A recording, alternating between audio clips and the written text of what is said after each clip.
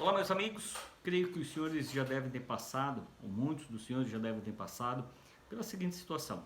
O condomínio precisa fazer alteração da convenção, aprovar alguma obra, em que há necessidade de se alcançar um quórum qualificado, 2/3, maioria absoluta, 1/4, seja lá que quórum for. E aí surge a pergunta: há necessidade de nós estabelecermos o cômputo daqueles inadimplentes nessa totalidade? Ou seja, para se alcançar determinado quórum qualificado, eu preciso incluir os inadimplentes? Nós entendemos que não, senhores. Nós entendemos que não há essa necessidade de incluí-los. Por razões bastante óbvias. O inadimplente, ele não pode influenciar no processo de tomada de decisões do condomínio, nem de forma ativa, nem de forma passiva. Nós sabemos todo o processo de construção de decisões dentro do condomínio, seja para alterar a convenção, o regimento, aprovar a realização de uma determinada obra, ele passa necessariamente por alguns princípios.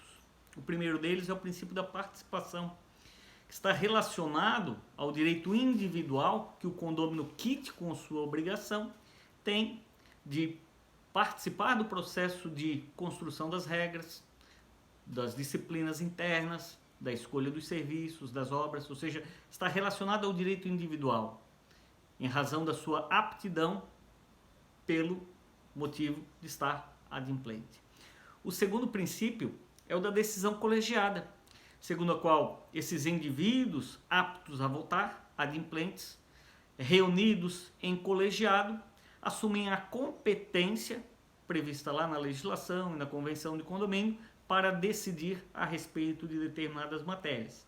O terceiro princípio é o princípio da representação, segundo a qual esses indivíduos reunidos, eles são os autênticos representantes da totalidade dos condôminos, ou seja, aqueles indivíduos não agem em nome próprio, eles agem em nome da representação de toda a totalidade, como representantes do todo. E o quarto princípio é o princípio da soberania das decisões, que diz respeito a todas as decisões tomadas por esse órgão colegiado, representante do todo, vinculam todos os demais condôminos, sejam adimplentes, inadimplentes, tenham participado, anuído ou não com as decisões tomadas. Então, esse processo de tomada de decisões dentro de um condomínio, ele segue em linhas paralelas, em linha paralela com os quórums de votação. Os quórums de votação, eles são garantias mínimas de representatividade.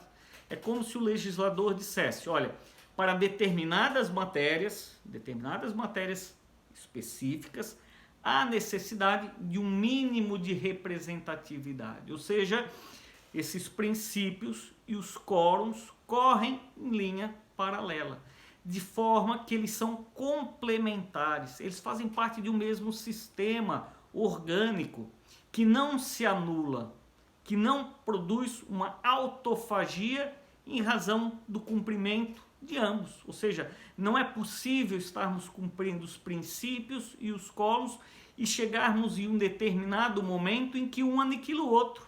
Ou seja, eles fazem parte do mesmo sistema, repito, complementar e nunca autofágico.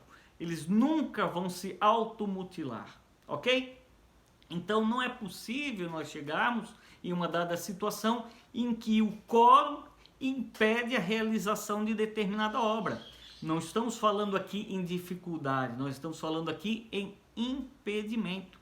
Então vamos imaginar, senhores, que para a alteração de uma determinada convenção em um condomínio, necessário 2/3 dos votos, nesse condomínio tenha mais de 1/3 de inadimplência. Ou seja, nessa situação o que acontece é que está inviabilizada qualquer tomada de decisão em um sentido ou outro.